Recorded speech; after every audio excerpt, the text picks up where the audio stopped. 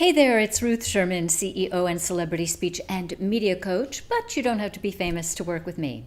Today I want to talk to you about visual aids or slides.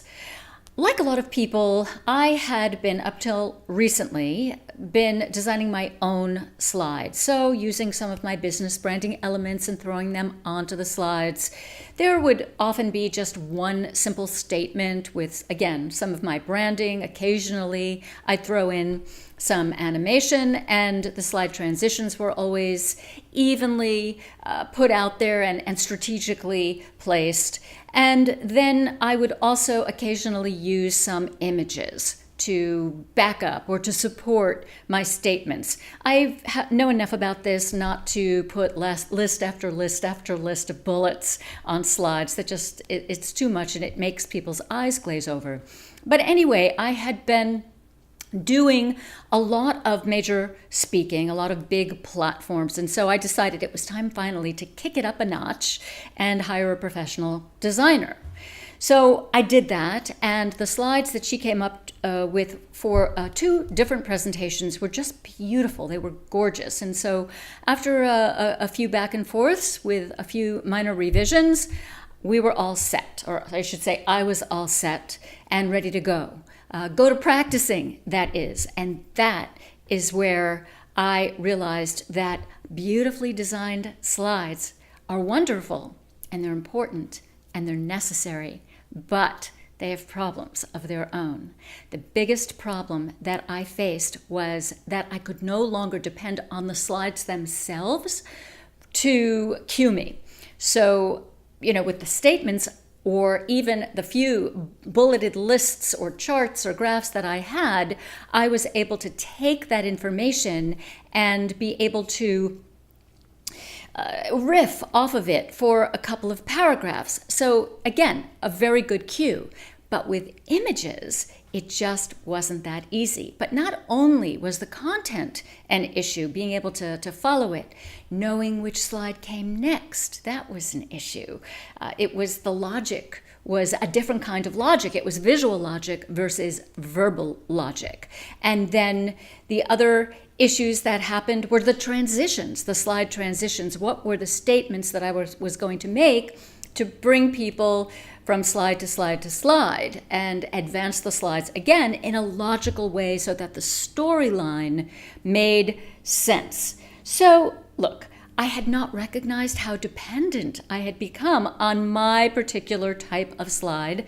And I imagine that there are many people out there who have a similar problem. We know, like I alluded to before, that slides are often just too much text on there. And oh my gosh, when I'm working with business clients, especially those who are pitching their businesses, looking for investment money, they are so dense. It's crazy. I'm not going to go into that now, but it's too much. I mean, they're like 5 slides in one types of slides.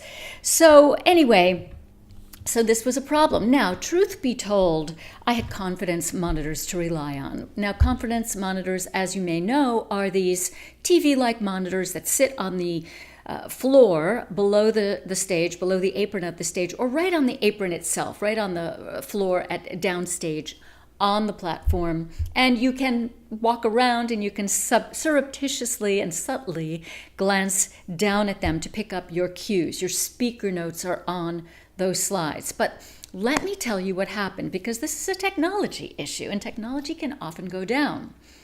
We got to the dry run early in the morning for one of my big presentations, and on the confidence monitors, one was facing toward stage right, the other one was facing toward stage left.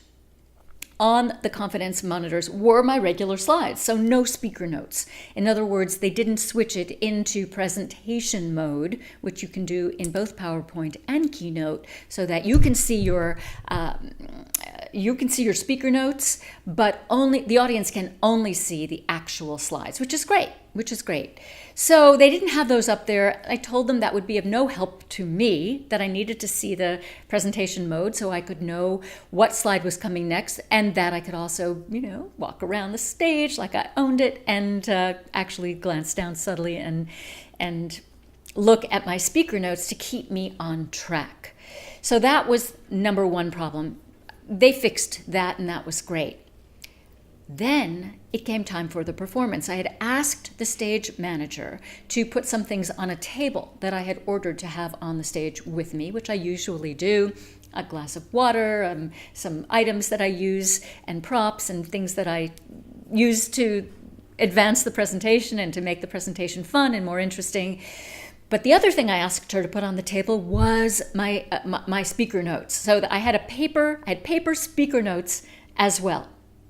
Not on an iPad, not on an iPhone, nothing that I had to put in a password or start up or get out of sleep mode to make happen, but on paper, literally paper.